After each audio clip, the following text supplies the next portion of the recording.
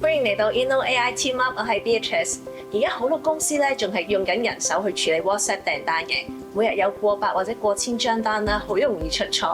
Petro 有冇啲方法可以幫到佢哋咧？咁以前咧要將呢啲 WhatsApp 訂單輸入系統咧，要花差唔多5至10分鐘。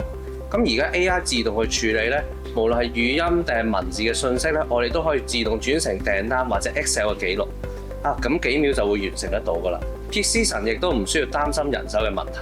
系統已經同眾多嘅 ERP 平台，例如 Odoo 對接，仲識得學識呢個客戶嘅叫法，例如黑可樂其實就係 Coke Zero。新入職嘅員工就唔使花時間再去學，而家仲可以透過 Recall 嘅 InnoAI Hub 輕鬆錄入訂單嘅處理方式，新員工就可以從容咁應對各種情況，減低呢個訓練嘅成本。